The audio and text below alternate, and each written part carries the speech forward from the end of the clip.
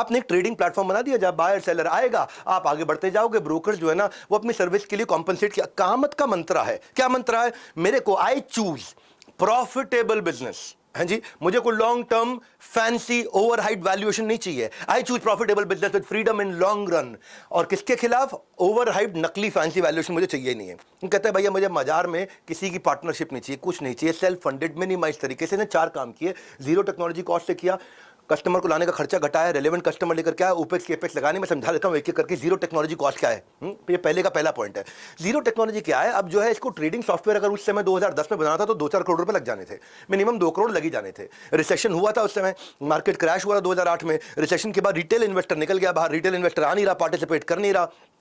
उससे पहले 2007 में 2 लाख करोड़ का रिटेल इन्वेस्टमेंट था, लेकिन अब जो है 2009 में 1 लाख करोड़ हो गया, आधा हो गया लगभग। अब वो आधे के चक्कर में नेशनल स्टॉक एक्सचेंज एनएससी, जहां आशीष चौहान जी चेयरमैन भी हैं, एनएससी सोच रहा था कि रिटेलर इन्वेस्टर को कैसे लेके आऊं, रिटेल ट्रेडर को कैसे लेके, रिटेल जो मतलब जो छोटा मोटा व्यापार साथ में हमारा आके करेगा, ट्रेडिंग करेगा करके। तो एनएससी ने कहा सारे ब्रोकर आओ हमको आइडिया दो। उसने ऐड निकाल दिया अखबार में, सबके सब आओ भैया आइडिया दो हमको, जैसे मदद मांगते हैं कि भाई आप लोग बताओ हमको। कामत ब्रदर वहां पहुंच गए, कहते हैं आप मेरे को टेक्नोलॉजी प्लेटफॉर्म बना दो।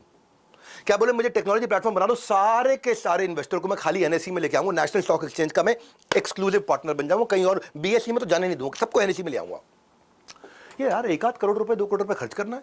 एनएससी ने कहा यार आइडिया तो अच्छा है, तुम्हारे लिए टेक्नोलॉजी बना के देना, एक छोटा प्लेटफॉर्म बना के देना हमारे लिए मुश्किल काम नहीं है, तो हमारे धंधा बिल्ड करोगे आप। जो है एनएससी ने जीरोधा के लिए टेक्नोलॉजी प्लेटफॉर्म बना दिया। अब 8% नए डीमैट अकाउंट अगले ही साल जीरोधा ने खोल दिए।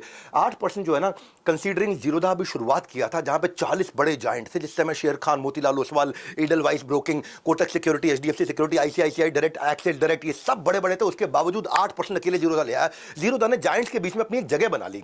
दूसरी चीज, कस्टमर लाते वक्त कस्टमर लाने की जो कॉस्ट है उसको नहीं बढ़ने दिया। उसने कहा कि भाई मेरा कॉल सेंटर का एक्सपीरियंस है, और मैं कॉल सेंटर के एक्सपीरियंस में मेरा पुराना 1 लाख लोगों का एचएनआई का हाई नेटवर्थ इंडिविजुअल, याद है ना आपको, जो पहले इंश्योरेंस बेचते थे, थोड़ी देर पहले बताया, कॉल सेंटर में इंश्योरेंस बेचते थे, वो 1 लाख कस्टमर का इन्होंने बेस बना रखा, जिनसे उन्होंने कभी ना कभी बात करी थी, उनको टारगेट किया। टारगेट करते ही 1 लाख में 7,000 कस्टमर तुरंत से कस्टमर बन गए, आ गए, है कि नहीं? कॉस्ट नहीं लगने दी, नया कस्टमर लाने के लिए ऐड नहीं करनी पड़ी, टीवी पे नहीं गए, आउटडोर नहीं गए, पेपर पे नहीं गए, प्रिंट पे नहीं गए, रेडियो पे नहीं गए, जिंगल रेडियो को नहीं चलाया उन्होंने, और मुर्ची सुनने वाले ऑलवेज खुश। अबे वो तो खुश हैं, लेकिन ऐड देने वाला दुखी हो जाता है, इनके पैसे लग जाते हैं। तीसरी चीज बड़ी ध्यान से, रेलेवेंट कस्टमर को लाओ, फटाफट काम करेगा वो। इनको ये बात समझ में आ गई, जो टेक्नोलॉजी पे काम करने वाला आदमी है वो 18 से 35-40 साल का है।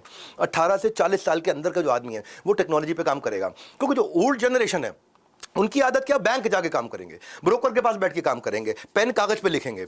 यंगस्टर जो है वो ऑनलाइन बैंकिंग करते हैं, लेकिन पिताजी जो हैं वो आज भी बैंक जाके काम कराएंगे। अब इनको रिलेशनशिप मैनेजर रखने पड़ जाते, बूढ़े बूढ़े अंकल के लिए बेटा इतना पैसा लगा दो, बेटा रिलेशनशिप मैनेजर रखना पड़ जाएगा, उसको समझाने के लिए यहाँ लगाओ नहीं लगाओ।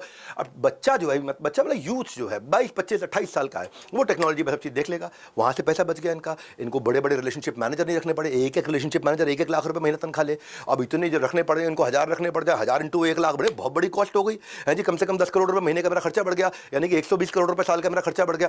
अब मिनिमम केपेक्स ओपेक्स, उसमें इन्होंने क्या किया, कामत ने क्या किया, सारा का सारा काम डिजिटल करना शुरू कर दिया। ऑफलाइन ब्रांच बनाई नहीं, है ना, जो रोज के खर्चे हैं उसको इन्होंने ऐसा कर दिया कि इतना ऑटोमेट कर दिया कि फंड सेटलमेंट और ट्रेड का एग्जीक्यूशन ऑटोमेट हो गया। ह्यूमन इंटरवेंशन आया ही नहीं।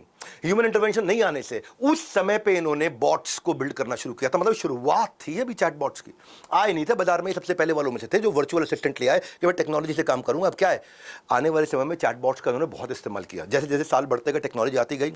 अब चैट बॉट का चक्कर क्या है, वो संडे को छुट्टी लेता नहीं, वो 26 जनवरी 15 अगस्त को छुट्टी लेता नहीं, वो रात को सोता नहीं, उसको बुखार चढ़ता नहीं, तनख्वाह बढ़ाने की धमकी देता नहीं। हाँ, मैन पावर के साथ तो बहुत दिक्कत है। उसके बाद शादी है, शादी के बाद हनीमून भी है, हनीमून के बाद बच्चा भी होने वाला है, बच्चे में पैटर्निटी लीव, मैटरनिटी, अरे कितना लीव भैया, बॉट बनाओ, खर्चा बचाओ, मैन पावर कॉस्ट बचा लिया। फायदा ये हुआ कि जीरोधा का पहले 6 महीने में ही ब्रेक इवन हो गया। सारा पैसा जो लगाया था 2 करोड़ के आसपास उन्होंने शुरू में पर्सनल अपना भाइयों ने लगाया था, जो कमा के रखे थे ना, कॉल सेंटर के बाद ट्रेडिंग करते थे, पैसा कमा रहे थे खूब, वो 2 करोड़ उन्होंने लगा करके बिल्ड कर दिया, पैसा वापस आ गया सारा का सारा।